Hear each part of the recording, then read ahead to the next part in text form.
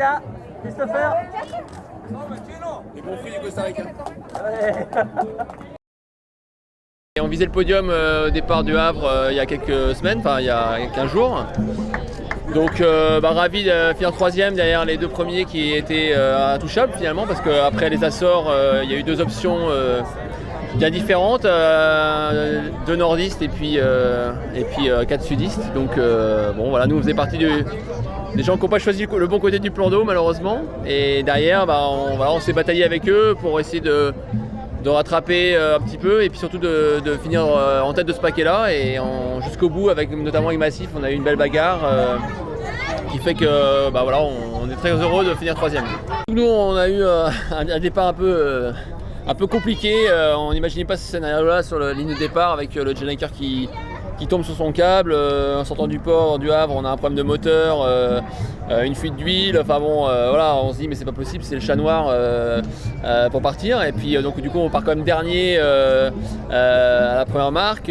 Bon voilà, après on a résolu ces problèmes là, on a repris les choses en main, et puis on a grappillé les places une à une. À un moment on s'est retrouvé même en tête au classement après le passage du front au niveau des Açores, et puis voilà, ça a été, c'est sûr qu'un départ, on aurait préféré un départ différent, être en tête ou être à la bagarre dès le début, mais bon finalement derrière on savait que la course était longue et puis et qu'il allait se passer plein de choses, donc on a réussi on a déjà vécu ce genre de situation, donc on s'est pas trop énervé, on essaie de réparer et puis de repartir. Un mot sur les... Il y a eu de la casse sur le bateau, on a eu quelques petits soucis, ouais, mais rien qui nous a vraiment empêché de faire marcher le bateau à 100%. On a eu ce problème au départ de Gennaker notamment, qui nous a coûté pas mal de milles d'entrée de jeu et nous a mis dans le rouge. Et c'est un problème qu'on a solutionné au niveau des Açores justement dans l'anticyclone. Et puis après on a eu notre lot de problèmes techniques, mais je pense un peu comme tout le monde.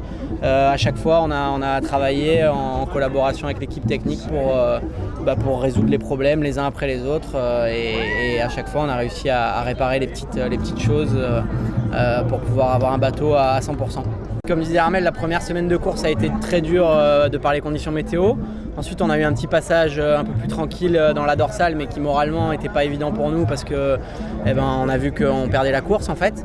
Et puis après, on est reparti à la bagarre pendant une semaine non-stop à naviguer à vue avec Massif dans des conditions qui pourraient paraître sympas parce que c'est l'Alizé, mais en fait, on a barré 24-24 et on était sous l'eau tout le temps à la barre, donc on a les boutons partout sur les poignets et on était vraiment...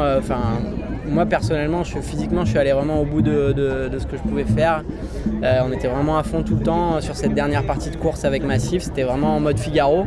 Et ouais, c'était vraiment hyper dur, quoi. Ça va Jérém? Bravo! Bravo Jean-Pierre! Ouais! Bravo les gars, super. Ça a piqué un peu moralement aux Açores.